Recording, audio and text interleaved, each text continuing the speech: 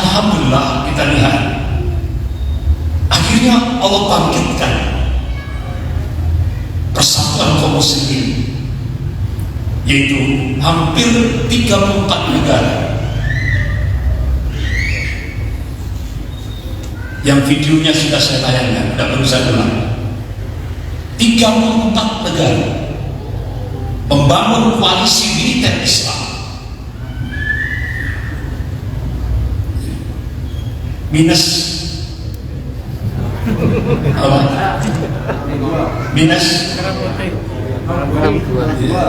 Minus Indonesia. Tidak ada merah putih, tidak ada. Malaysia ada.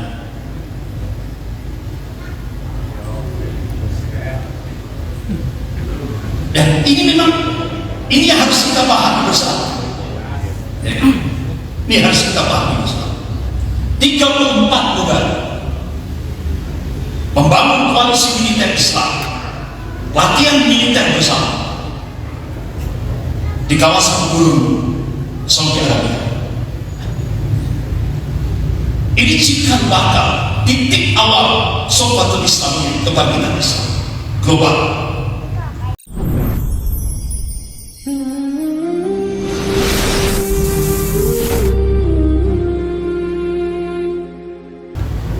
Innal hamdalillah nahmaduhu wa nasta'inuhu wa nastaghfiruh wa na'udzu billahi min shururi anfusina wa min sayyiati a'malina. May yahdihillahu fala mudilla lahu wa may yudlil fala hadiya lahu. Asyhadu an la ilaha illallah wahdahu la syarika lahu wa asyhadu anna Muhammadan 'abduhu wa rasuluh. Ya ayyuhalladzina amanu taqullaha haqqa tuqatih wa la tamutunna illa wa antum muslimun. Ya ayyuhan nasu taqu rabbakum alladzi khalaqakum min nafsin wahidah wa khalaqa minha zawjaha wa batha minhuma rijalan katsiran wa nisaa'a wattaqullaha alladzi tasaaluna bihi wal arham innallaha kana 'alaykum raqiba. Ya ayyuhalladzina amanu taqullaha wa qulu qawlan sadida yuslih lakum a'malakum wa yaghfir lakum dhunubakum wa may yuti'illaha wa rasulahu faqad faza fawzan 'azima. Amma ba'd. Fa inna asdaqal hadits kitabullah wa khairul hadi hadi Muhammadin sallallahu alaihi wasallam wa syarrul umuri muhdatsatuha wa kullu muhdatsatin bid'ah wa kullu bid'atin dhalalah wa kullu dhalalatin finnar.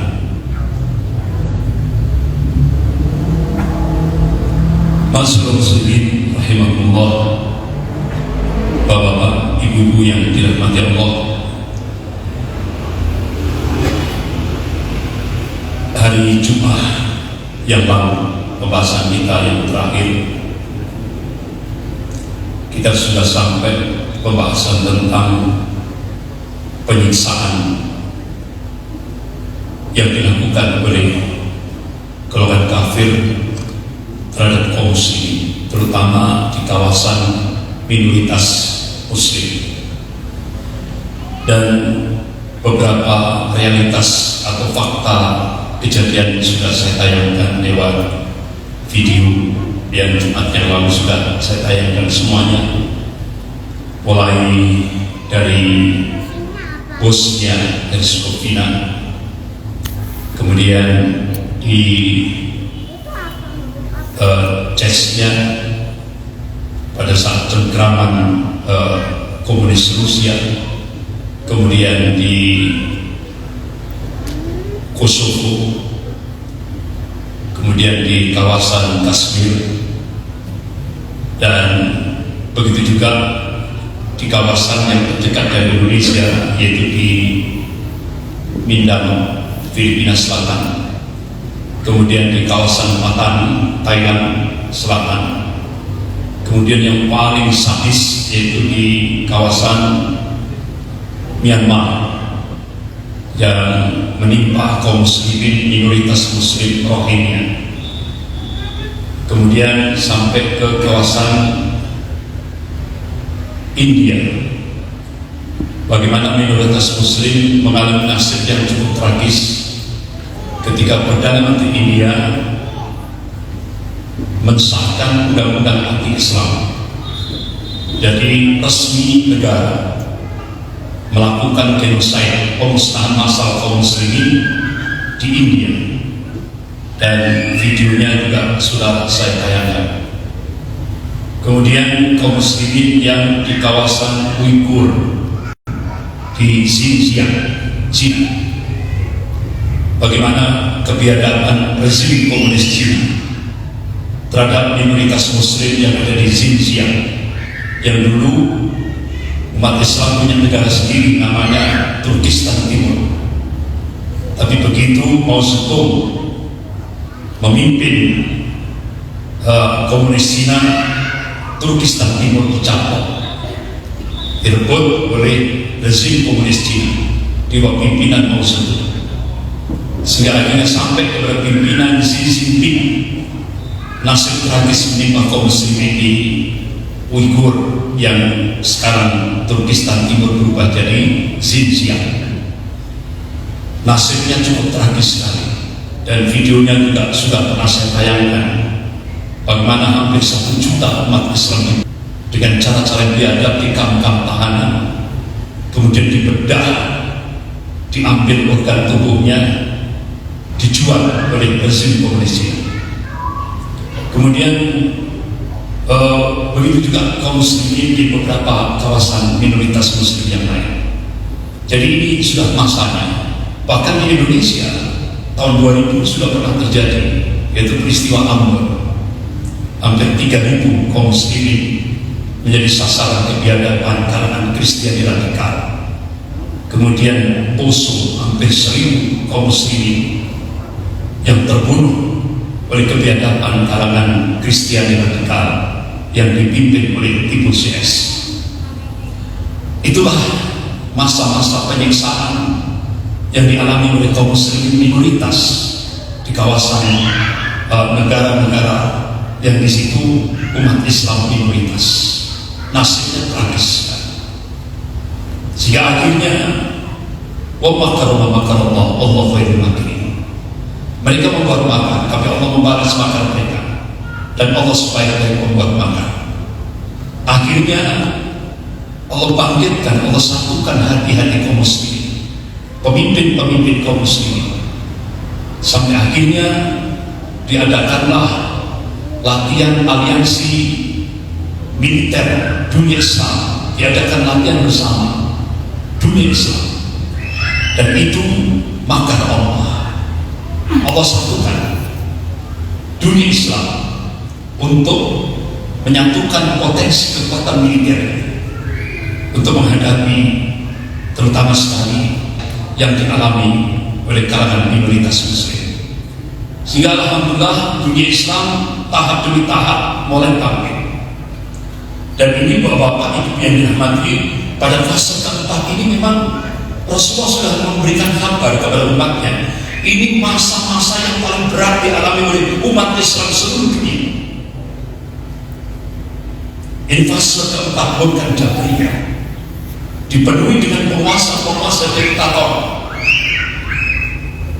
yang memaksakan kehendak bagi rakyatnya, yang menyengsarakan rakyat. Jadi ini fase keempat, ini masa-masa yang paling berat dialami oleh umat Rasulullah SAW seluruh dunia. Oleh karena itu dibutuhkan jiwa-jiwa yang baca. Makanya bapak-bapak ibu yang dirahmati Allah, memang ini sunnah tadawur, pergantian kepemimpinan dunia. Dari fase pertama, fase kedua, fase ketiga, kalau kan mukmin yang memimpin seluruh dunia. Tapi begitu fase keempat yang disebutkan oleh Rasulullah dalam hadis baik Imam Ahmad dari Hudzaifah bin Yaman radhiyallahu anhu, ini fase bukan Jabriyah.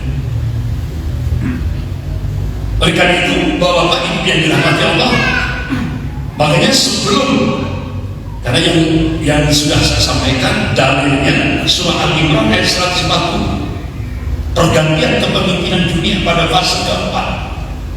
Dari fase keempat ini Allah mengganti kepemimpinan dunia dari golongan mukmin pada golongan kafir. Sampai hari ini hak, ini nyata. Apa yang dikabarkan oleh Allah dan Rasulnya sudah kita lihat bersama. Oleh karena itu, ayat sebelumnya surah Al-Imran ayat 139 ini yang benar-benar harus dimunculkan di tengah-tengah kaum muslimin. Apa ini? Allah berfirman, "A'udzubillahi minasyaitonir rajim. Wa la tahinu wa la tahzanu wa antumul a'launa in kuntum mu'minin."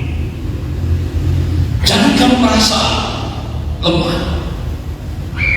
Allah melarang kita, jangan kamu merasa lemah. Jangan kamu merasa inferior, merasa rendah. Jangan kamu pesimis, tidak boleh sama Allah. Wala tahzan, dan jangan kamu sedih, tidak boleh sama Allah.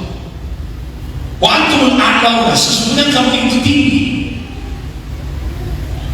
Coba dalam ayat itu Allah gunakan kata a'la. A'la itu kan isim tafdhil, artinya yang disifati oleh ayat itu bisa tinggi, bisa unggul. Pertanyaannya, kapan kita bisa tinggi? Kapan kita bisa unggul?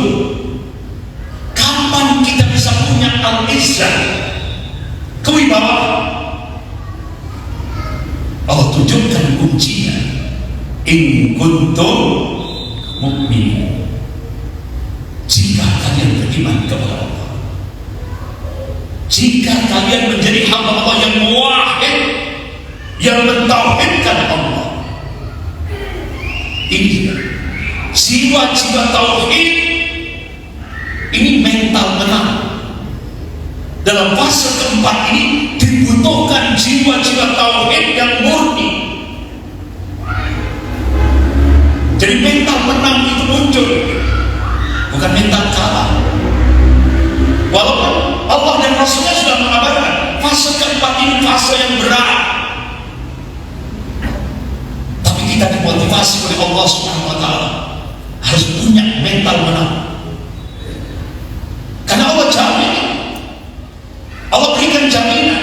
Kuncinya apa? In kuntum mu'minin, jika kalian beriman kepada Allah, pasti menang. Kenapa Allah berjanji wa kana haqqan 'alaina nasrul mu'minin? Kewajiban kami, kata Allah, memenangkan golongan mukmin. Jadi Bapak Ibu yang dirahmati Allah, alhamdulillah kita lihat akhirnya Allah bangkitkan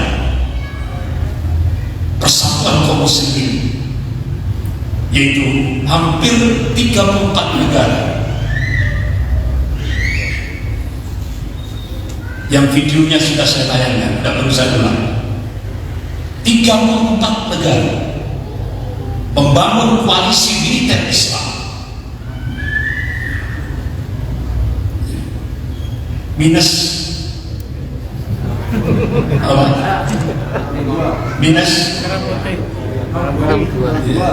Minus Indonesia. Tidak ada merah putih, tidak ada. Malaysia ada.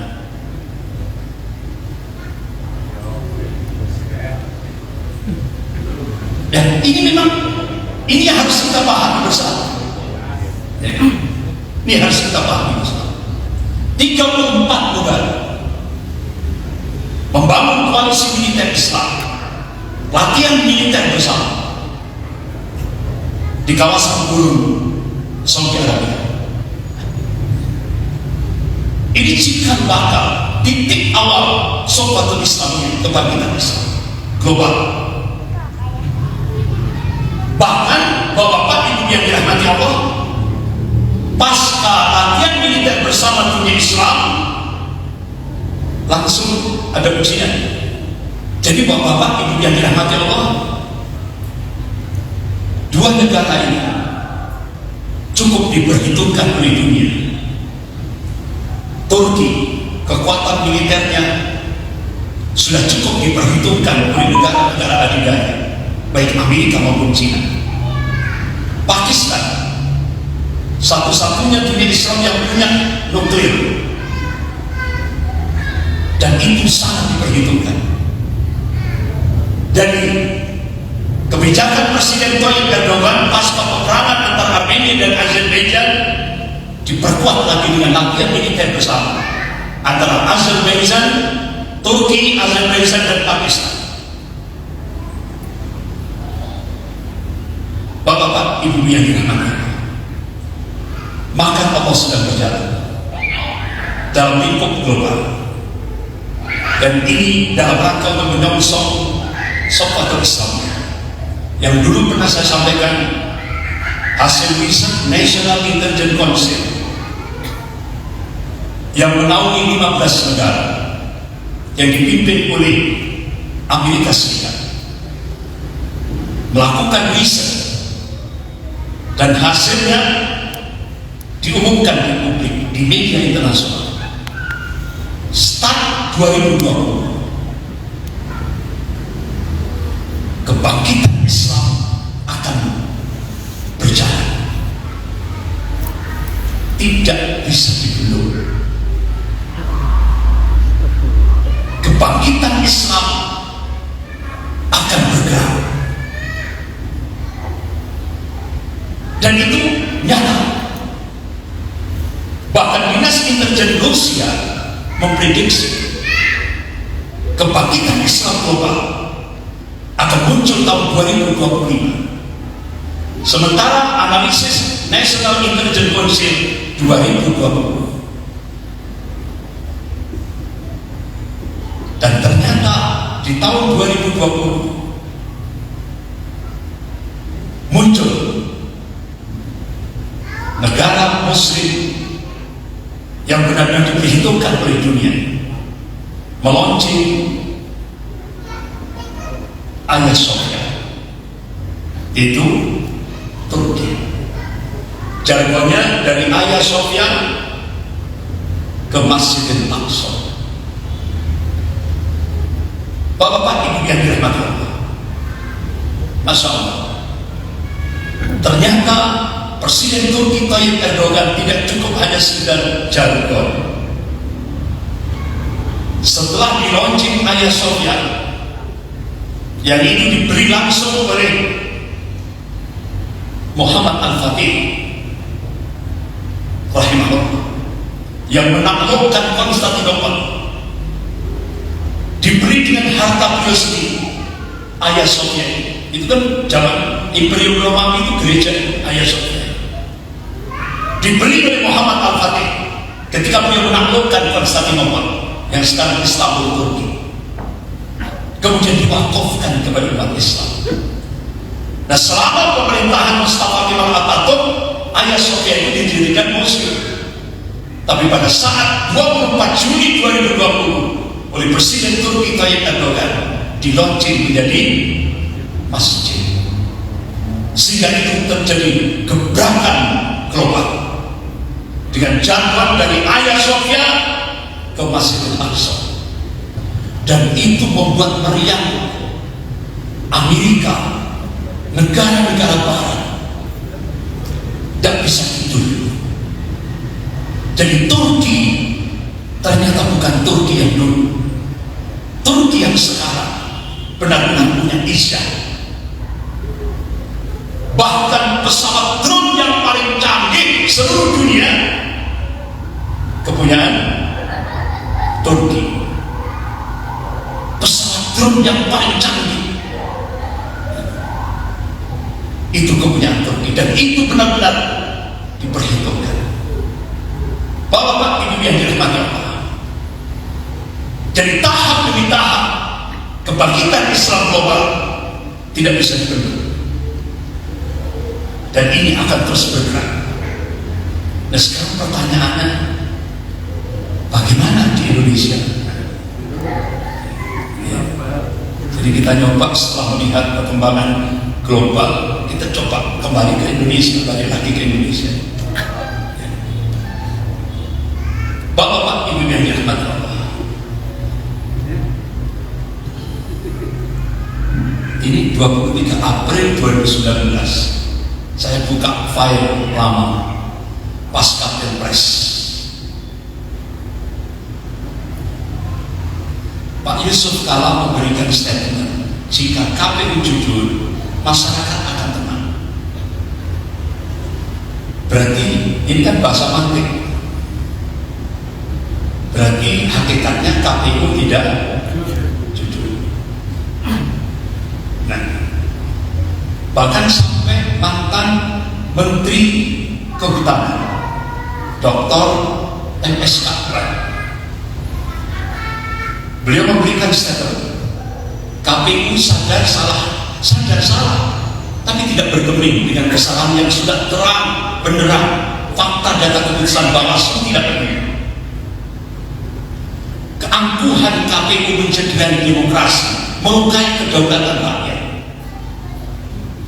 Apakah KPU mengira Allah Subhanahu wa Ta'ala lengah dengan apa yang dilakukan KPU? Ini hanya masalah waktu. KPU pasti kaget. Tunggu tanggal mainnya. Maka Allah sedang berjalan di Indonesia. Bapak-bapak Ibu yang dirahmati Allah, akhirnya tepat tanggal 13 Januari Ketua KPU Arief Budiman dipecat. Dr. M.S. Kapran sudah katakan tunggu tanggal mainnya. Maka Allah sedang berjalan di Indonesia. Akhirnya tepat tanggal 13 Januari Ketua KPU Arief Budiman dipecat oleh Dewan Kehormatan Penyelenggara Pemilu Republik Indonesia DKPP. Ini tahap demi tahap, dan maka Allah sedang berjalan.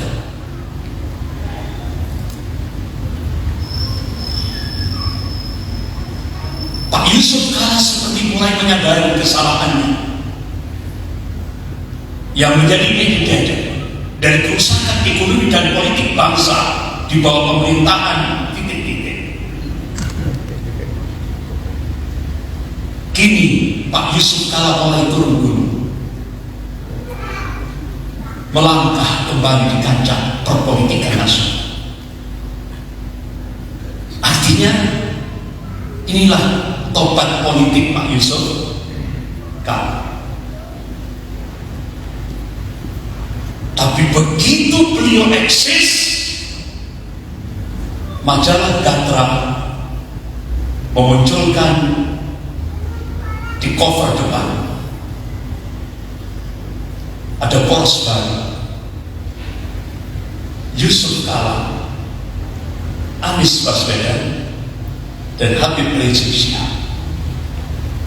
Ada sebuah poros, kekuatan poros baru, sehingga akhirnya mengagetkan perpolitikan di Indonesia, sehingga akhirnya majalah Gatra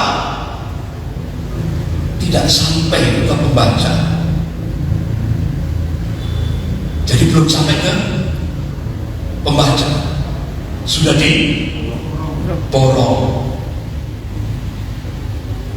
Jadi belum sampai dibeli konsumen, sudah habis di peredaran.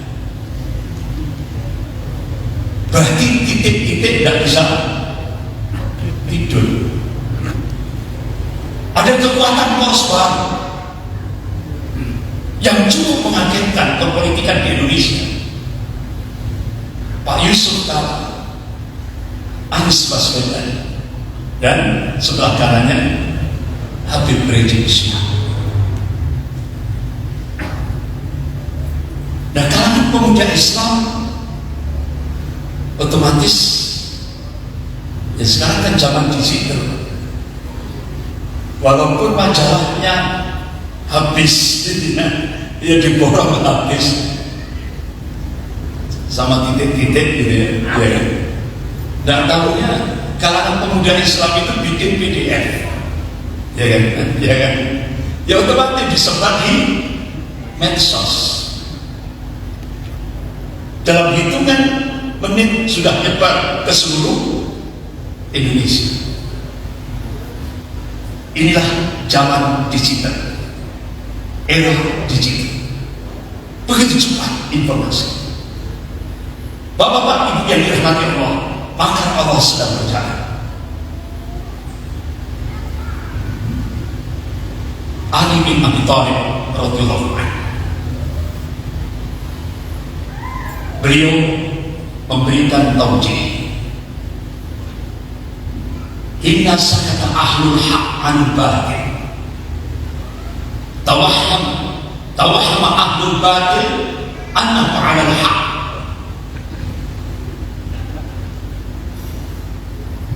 Ketika ahli hak diam atas kebatilan, maka pelaku kebatilan menyangka bahwa mereka dalam kebenaran. Jadi rakyat wajib bangkit dari keterpurukan akibat carut marutnya menegakkan hukum di negeri ini. Jika tidak bangkit dan melawan, maka para durjana dan pengkhianat bangsa akan semakin berangus untuk menjadikan negeri ini sebagai tanah jajahan. Tegakkan kebenaran, hancurkan kezaliman.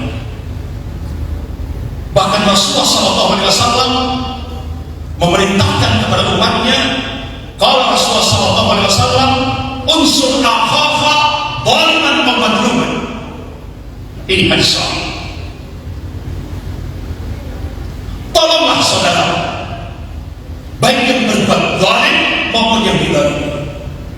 Sahabat tanya, ya Rasulullah, bagaimana aku menolong orang yang berbuat zalim? Cegah kezaliman. Sementara yang dizalimi bantu. Karena Allah Subhanahu wa taala memerintahkan, a'udzubillahi minasyaitonir rajim wa ta'awanu 'alal birri wat taqwa. Tolong menolonglah kalian dalam perbuatan albir, kebajikan dan ketakwaan. Jadi ulama-ulama di Indonesia bangkit untuk mencegah kezaliman.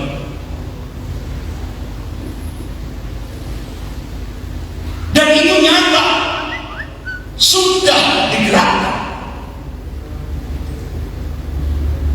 Kenapa ulama-ulama di Indonesia tampil berada di garda terdepan untuk mencegah, untuk menegakkan amar ma'ruf nahi munkar, mencegah kezaliman? Karena yang ditakutkan ulama-ulama di Indonesia ini apa yang diingatkan oleh Rasulullah SAW. Qala Rasulullah SAW, inna Allah yaqul lakum muru bil ma'ruf wa nahawna 'anil munkar qabla an qala ujibu lakum wa tas'aluni wa la utikum fi ma anshur.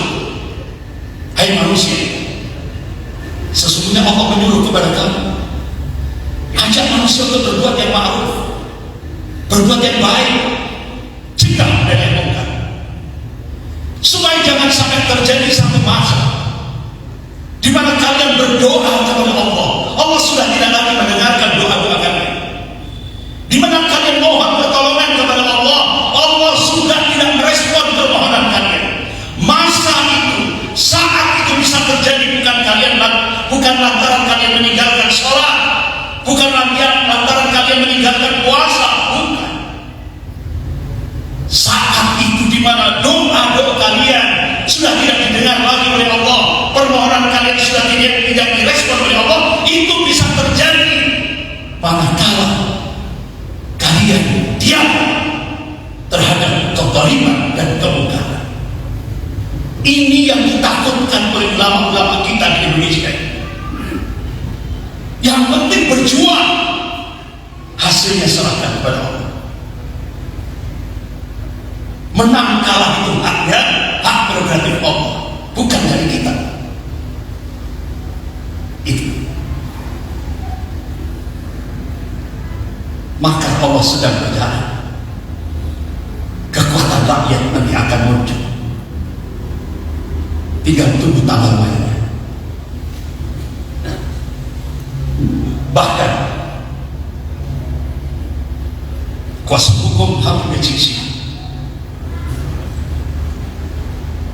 tentang insiden unlawful killing 6 naskah ini tol Jakarta Cikampek kilometer 50 adalah pelanggaran HAM.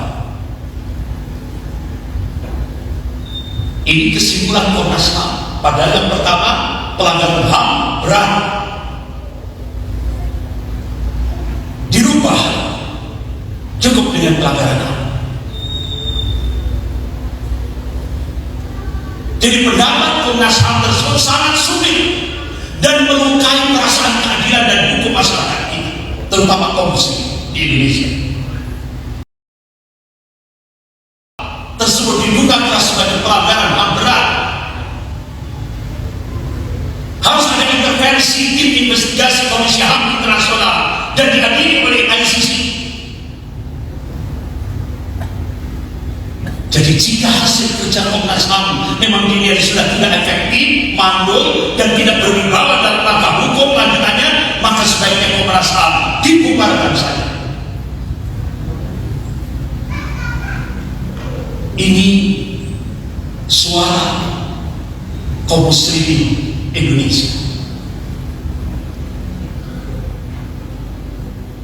Apalagi gajinya Komnas HAM dinaikkan, ditambahi tiap bulannya 25 juta, sehingga akhirnya masuk angin semua.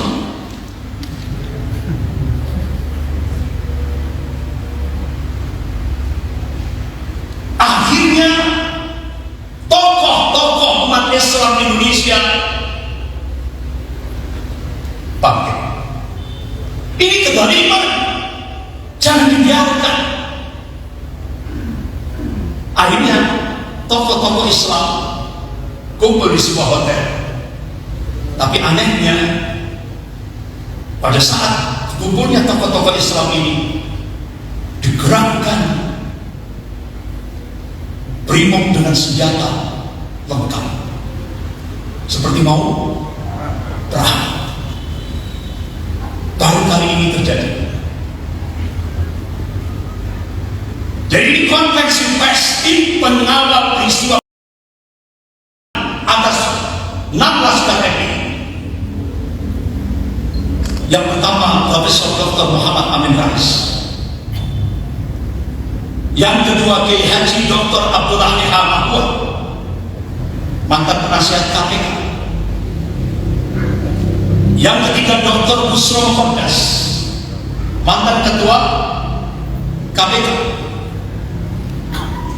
Yang keempat, Kiai Haji Dr. Muhyiddin Zunaidi, mantan wakil ketua Majelis Ulama Indonesia Pusat.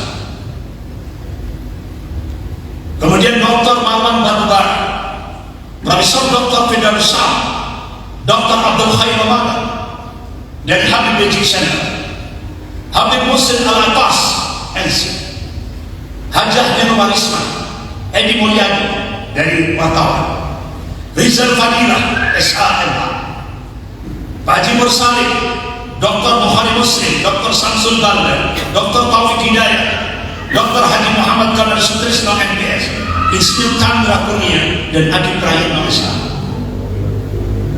Akhirnya Bapak-bapak Ibu yang dirahmati Allah, di Indonesia tidak mendapatkan keadilan. Akhirnya tokoh-tokoh Islam meminta kepada ICC, yaitu Pengadilan Internasional di Den Haag, dan sudah diterima. Maka Allah sedang berjalan di Indonesia. Bapak-bapak Ibu yang dirahmati Allah, bahkan setelah pengadilan pembunuh kasus pembunuhan ini diserahkan pada ICC untuk menghadapi Komnas HAM, tokoh-tokoh umat Islam di Indonesia ini akan mengajukan gugatan pada Dewan HAM PBB. Ini kira-kira tidak bisa tidur. Mereka tidak bisa tidur. Inilah langkah-langkah konkret tokoh-tokoh umat Islam di Indonesia. Karena ini kewajiban, ini kezaliman, kebiadaban yang cukup sadis. Kalau ini dibiarkan, otomatis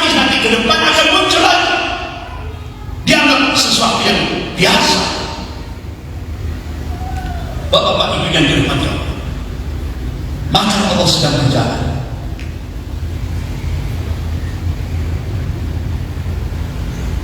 Bantuan sosial untuk rakyat kecil, bahkan kalangan difabel, panti-panti jompo, fuqara masakin,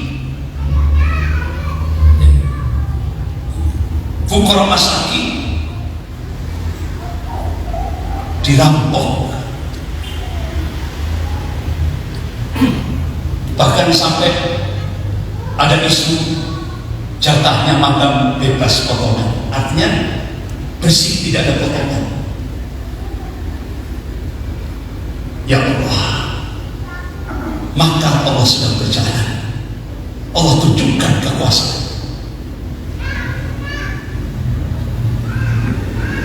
Bahkan bapak-bapak Ibu yang dirahmati Allah, ketika Habib Rizik tidak terbuka surat hasil swab tesnya, langsung Habib Rizik dan Direktur Rumah Sakit Umi Bogor dijadikan tersangka. Sementara Menteri ini perdagangan, bukan ya? Menteri apa? Perdagangan ya. Menyembunyikan, menutupi bahwa ternyata beliau terkena COVID-19. Tidak boleh dipenjara. Sementara Habib Rizik wajib dipenjara, padahal kasusnya sama. Tidak terbuka, dari sinilah ketidakadilan. Allah buka. Inilah maka Allah sedang berjalan. Dan Allah tunjukkan kekuasaan. Maka Allah sedang berjalan untuk mengingatkan elit negeri ini, yaitu dengan gempa 6,2 skala Richter di Mamuju, Sulawesi Barat. Mamuju yang sebelumnya Sumedang, meletusnya Gunung Semeru, meletusnya Gunung Merapi, jatuhnya pesawat Sriwijaya Air. Sulawesi Barat dan banjir bandang di Kalimantan Selatan. Dari dalam penjara Polda Metro Jaya waktu belum dipindah ke Barreskrim, Mabes Polri masih di penjara Polda Metro Jaya. Habib Rizik Syihab melalui kuasa hukumnya Pak Aziz Yanuar memberikan pesan.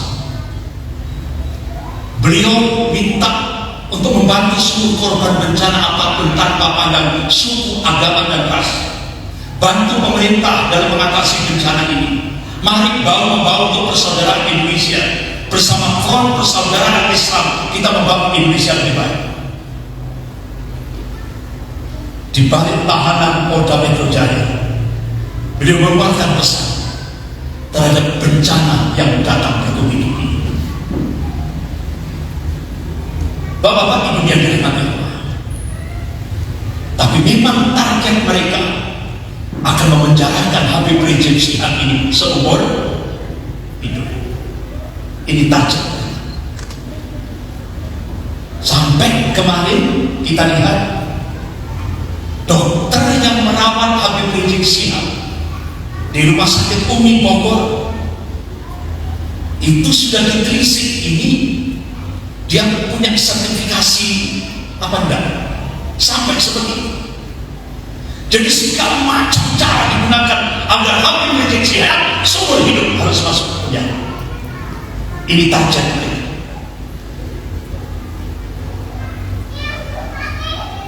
Tapi inilah salah satu contoh keistiqomahan seorang ulama. Beliau adalah Umar Mokhtar. Ketika negeri beliau India dijajah oleh Italia. Umar Mukhtar membangkitkan semangat jihad fisabilillah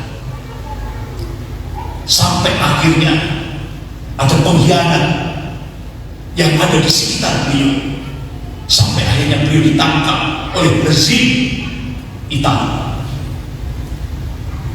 sampai akhirnya beliau dihukum gantung.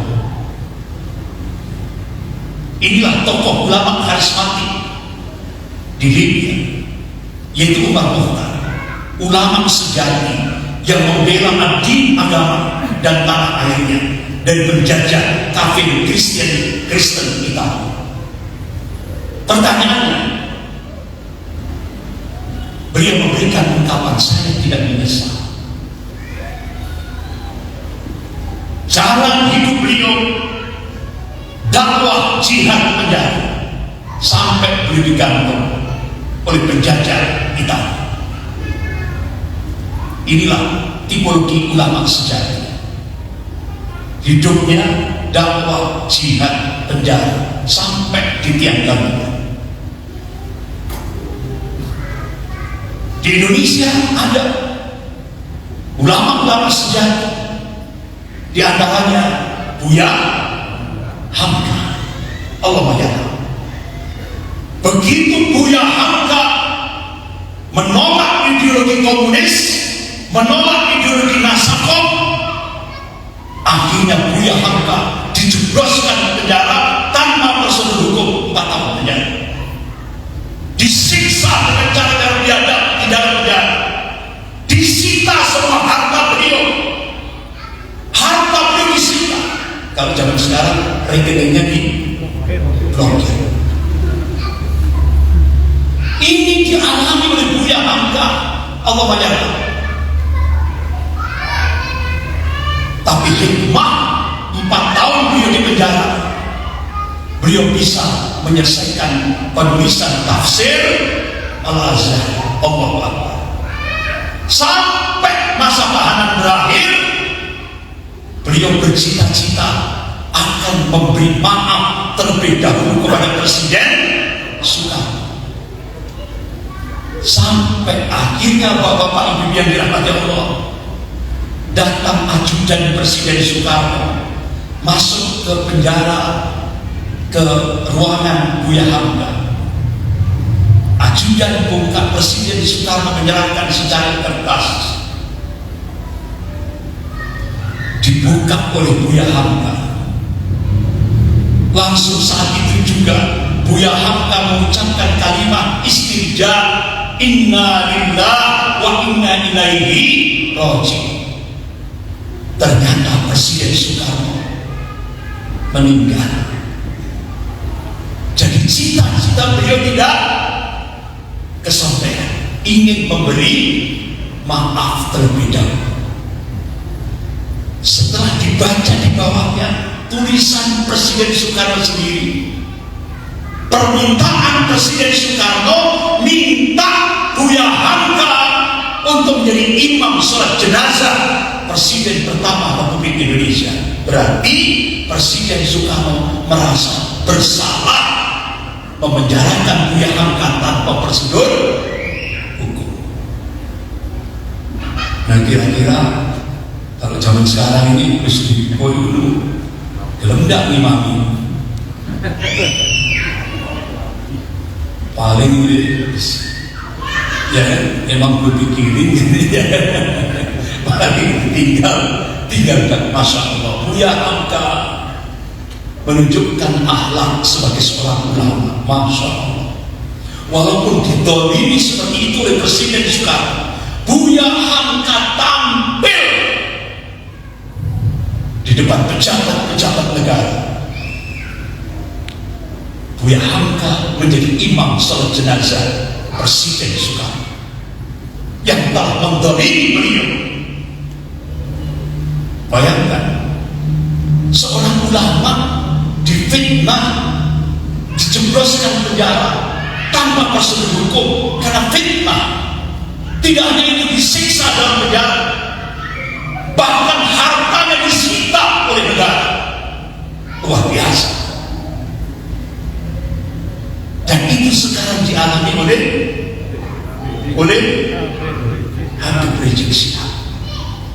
Jadi di Indonesia ini ada dua tokoh ulama yang mengalami kondisi yang sama. Buya Hamka dan Habib Rizik Syihab mengalami kondisi yang sama. Tapi kita harus yakin Allah tidak tidur, ya kan? Allah tidak tidur. Yang menghancurkan kezaliman itu bukan manusia, tapi hak prerogatif Allah. Yang menghancurkan kezaliman itu Allah. Kita masih ingat Nabiullah Musa alaihissalam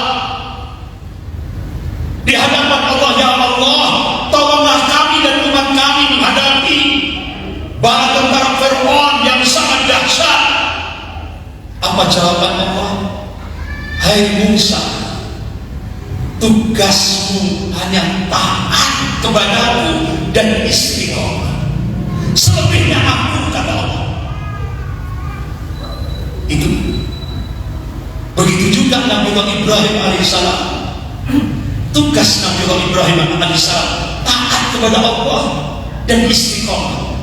Selebihnya Allah yang menghancurkan Namrud. Begitu juga pada masa Nabiullah Musa, Allah yang menghancurkan Fir'aun. Begitu juga kita, tugas kita atiullah wa atiur Rasul dan istiqomah. Selebihnya Allah, tinggal tunggu tanggal. Sekian, lebih kurangnya saya mohon maaf. Astaghfirullahaladzim, subhanakallahumma wa bihamdik, asyhadu an la ilaha illa anta, astaghfiruka wa atubu ilaik. Wabillahi taufiq wal hidayah.